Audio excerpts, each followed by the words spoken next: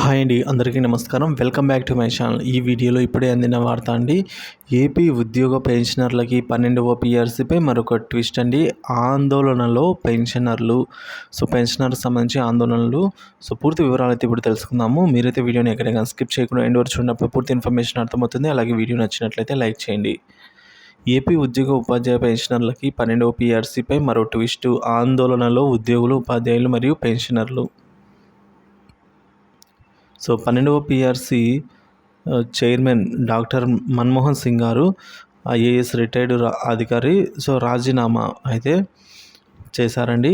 12వ PRC commissioner chairman రాజీనామా. AP రాష్ట్రంలో 12వ వేతన సంఘ సవరణ సంఘ కమిషన్ చైర్మన్ మన్మోహన్ సింగ్ తన పదవికి రాజీనామా చేశారు. వ్యక్తిగత కారణాల వల్ల తనను రిలీవ్ చేయాలి అంటూ సిఎస్ నీరబ్ కుమార్కు లేఖను పంపారు. కమిషన్కు ఉద్యోగులు లేకపోవడంతో పని ప్రారంభించలేకపోయానని పేర్కొన్నారు. రిటైర్డ్ ఐఏఎస్ ఆఫీసర్ ఆయన ఈయనైతే ప్రభుత్వము 2023 జూలైలో అయితే పీఆర్సీ కమిషన్గా నియమించింది. మరి జీవో నెంబర్ 68 ప్రకారం జూలై 2023లో పీఆర్సీ కమిషన్ గత ప్రభుత్వం నియమించడం జరిగింది.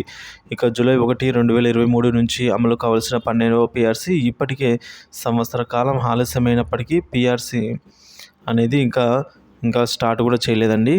నివేదికకు సంబంధించి 12వ పీఆర్సీ చైర్మన్ రాజీనామాతో పీఆర్సీ అమలుపై అనుమానాలతో ఏపీ సచివాలయ ఉద్యోగులు, గ్రామ సచివాలయ ఉద్యోగులు, వార్డు సచివాలయ ఈ విధంగా రాష్ట్ర వ్యాప్తంగా అన్ని డిపార్ట్మెంట్ ఉద్యోగులకు, ఉపాధ్యాయులకు, సర్వీస్ పెన్షనర్లు, ఫ్యామిలీ పెన్షనర్స్ అందరూ కూడా ఆందోళనలో ఉన్నారు. కానీ నూతనంగా ఏర్పడినటువంటి కొత్త ప్రభుత్వం ఉద్యోగ, ఉపాధ్యాయుల మరియు పెన్షనర్స్కు ఎటువంటి ఆలస్యం కాకుండా పీఆర్సీని అమలు చేస్తాము అని అయితే హామీ ఇవ్వడం జరిగింది. వారికి రావాల్సిన బకాయిలన్నింటినీ క్లియర్ చేస్తాము. వారి సంక్షేమమే ప్రభుత్వ ప్రధాన ధ్యేయం అని చెప్పేసి పలుమార్లు ప్రకటన చేసింది. కాబట్టి ఉద్యోగ, ఉపాధ్యాయ పెన్షన్లు ఎటువంటి ఆందోళన చెందవలసిన అవసరం లేదు అనేది అయితే మనకు అర్థమవుతుంది. కాబట్టి 12వ పీఆర్సీ అనేది 100% అమలయ్యే అవకాశం ఉందండి. అయితే సగటు ఉద్యోగి పీఆర్సీ అంత లేట్ అయితే వారికి ఆర్థికంగా అంత నష్టపోతారని అయితే వాపోతున్నారు.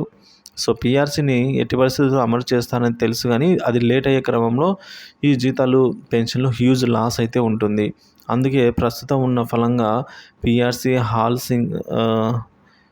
పీఆర్సీ కాకుండా అందుకు ఐఆర్ ప్రకటన వైపు అయితే అందరూ మొగ్గు చూపుతున్నట్టు తెలుస్తుంది. అందులో భాగంగానే ఉద్యోగ సంఘ నాయకులతో అయితే త్వరలోనే ప్రభుత్వం చర్చల ద్వారా అయితే చేయనుంది. తుది అంశాన్ని ప్రకటించే అవకాశం ఉంది. ఇదండి ఏపీ ఎంప్లాయీస్ సంబంధించిన తాజా న్యూస్. ఏపీ ఎంప్లాయీస్ సంబంధించిన లేటెస్ట్ అప్డేట్స్ కోసం మన ఛానల్ సబ్స్క్రైబ్ చేసుకుని అప్డేట్స్ అయితే ఫాలో అవుతున్నాను. Thank you for watching this video.